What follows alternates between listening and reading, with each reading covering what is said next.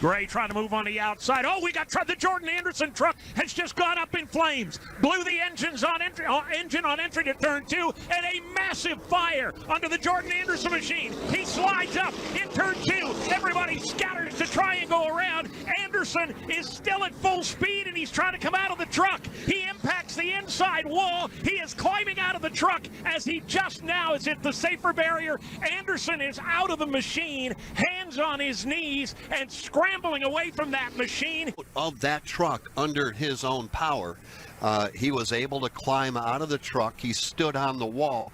Then, as you reported, after he jumped down off the wall, getting out of the truck, he laid down on the asphalt, and safety crew was quickly there. But I think it's certainly something that we'll say is a good sign. That 3 wide, mid-pack on back. This is the final trip down the back straightaway. A.J. Allmendinger with the lead. Here comes Austin Hill. Trouble further back. Jordan Anderson Racing's Myatt Snyder up and into the wall. He makes contact. The car gets airborne, flips violently off the end of the back straightaway. A dozen other cars involved. Horrific contact for Myatt. Out and tore the rear end out of that car, but yet Myatt climbed out under his own power. Hopefully we will hear from Myatt in the not too distant future. I want to go back to something that Baggy pointed out. It has manipulated or hurt the fencing back there. Gatto leads down the back straightaway. Keselowski's in line. Now he turns him. Both Team Penske cars crash. Keselowski is up in a ball of flame, up into the outside wall. He'll take Kyle Busch with him. Everybody now racing off the corner in a horrific crash on the final lap of the Daytona 500. Flag. It was vicious. It was fiery. It was everything you don't want to see.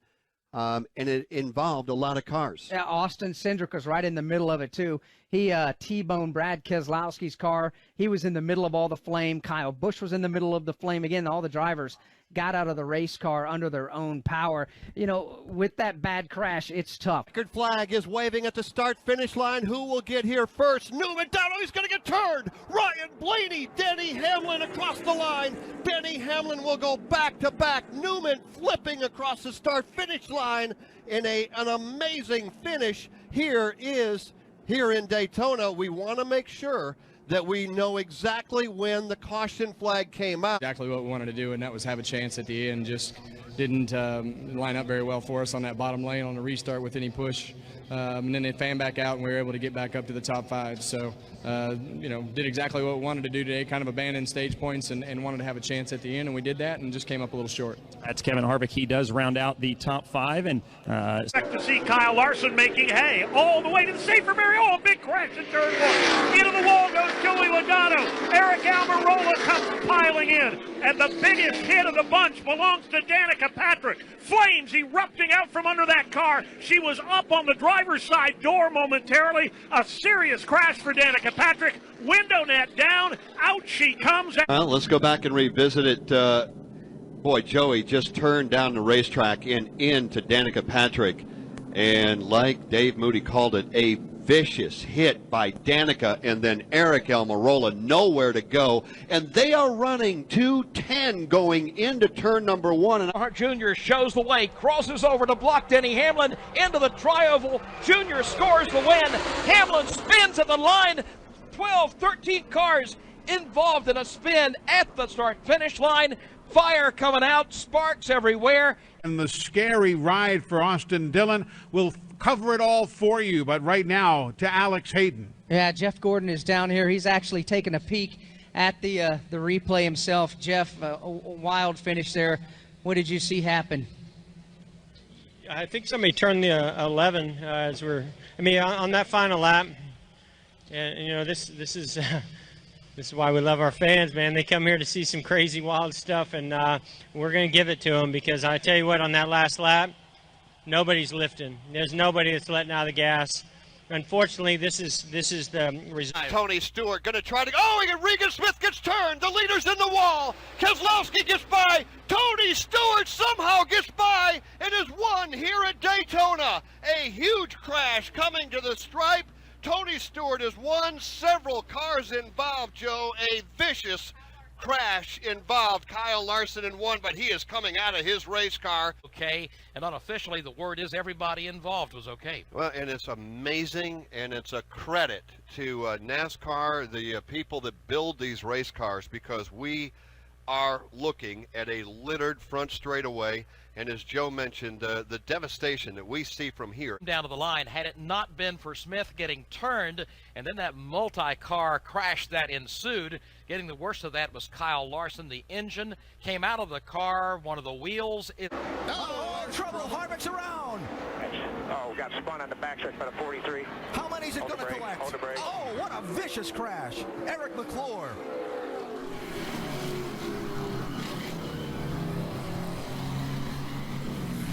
As you can see, as Kyle Busch went over, Brad Keselowski tried to go over. That was Joey Logano that was behind Annette. Yeah, it's like I said, everybody's trying to go to the front, and those holes close up so quickly. You can see the safer barrier deflect tremendously when Eric McClure hit it. Thank God it was there. Yes. Talladega in the spring. That's Brad in the black car. They're racing for the win. Carl said he may have come down just a bit. Brad held his line to keep from going over the yellow line. Ryan Newman gets wrecked, and Edwards flies into the fence.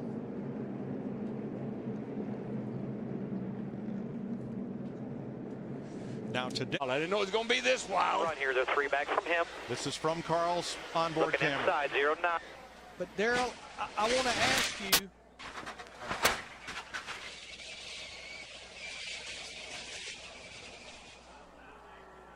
And from Dale Jr.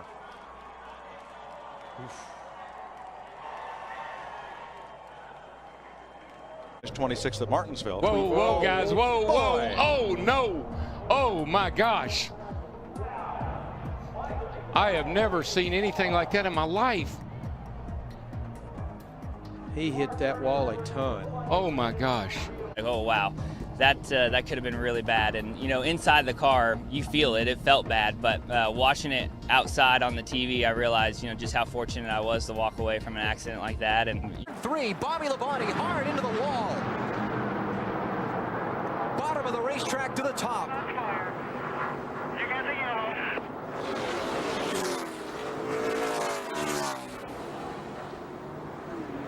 And Bobby Labonte has the window down. He's trying to get out of that car. It's so hard getting out with all that equipment on. See Kyle Petty stopping to see if Bobby needs assistance. And he doesn't. He's out of there.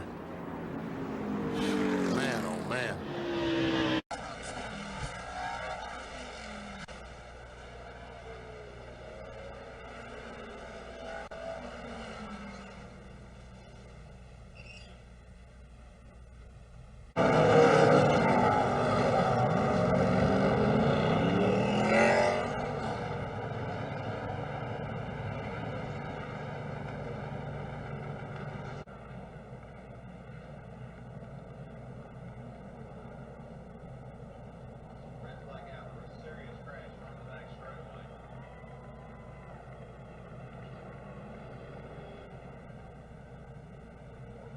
Just staying up high going in the corner. He's not following the truck in front of him. Don't know what's going on there. Whoa! Oh, look out! We got trouble. This is going to hurt.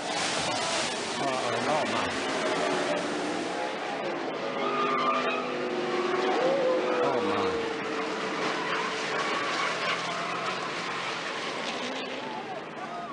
my. Yep. Keep your fingers crossed. From Jeffrey Bodine's onboard. Listen.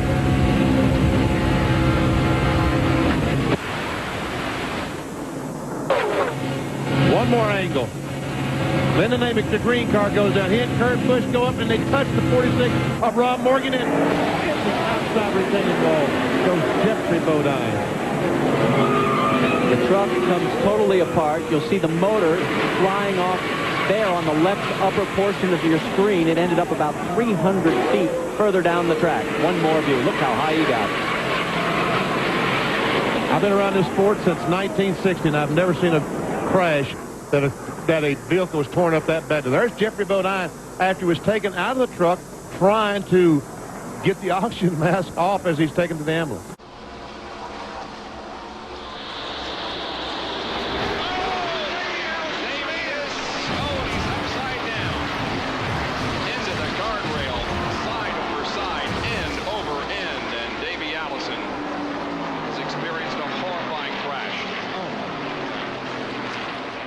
Getting chased. And from a bad crash over in turn 2, Michael Waltrip has hit the wall hard. The car is upside down, and you can see the car is really torn up. Well, Jerry, I said it's sort of on its side, or, boy, yes, it is upside down.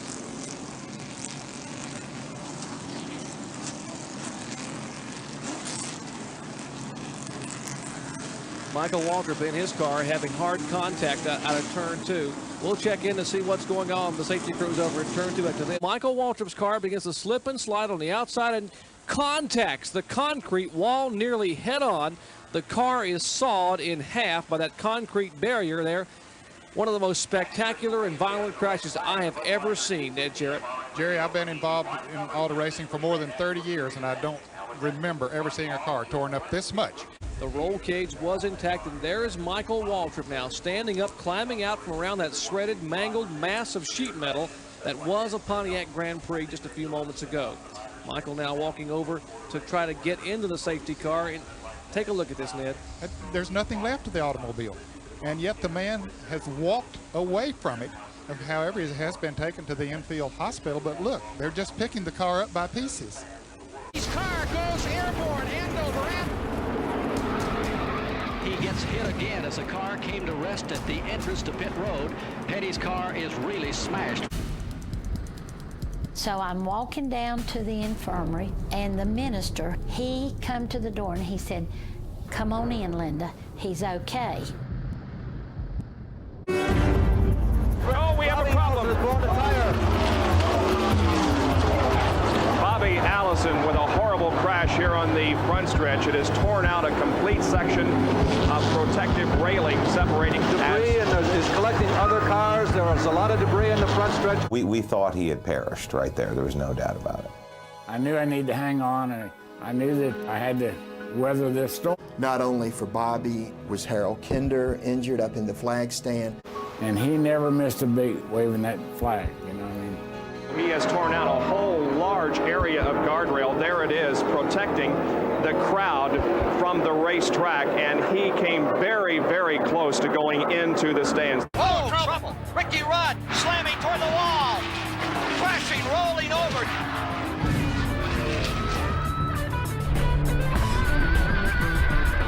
We're running in a tight little pack. There wasn't a lot of cars in that race. It was like 12 cars. And when it did, it started sliding to the infield. About that time, it got airborne. The car went up. Everything got really quiet. It went up pretty high in the air. I remember being way up in the air. After that, when it came down and hit, if you'd asked me what happened, I'd say, well, I came back down, hit the ground. It knocked the wind out of me because I remember hearing all the air leave my body, just like you do when you listen to the NFL game tapes when the guys hit each other and you hear the wind get knocked out of somebody. I heard that. The next thing I remember, I'm waking up, and the car is upright, and they're basically working to get me out of the car. I remember that, and didn't remember anything else. I mean, it just like, I guess I went to sleep during that time, and probably glad I did.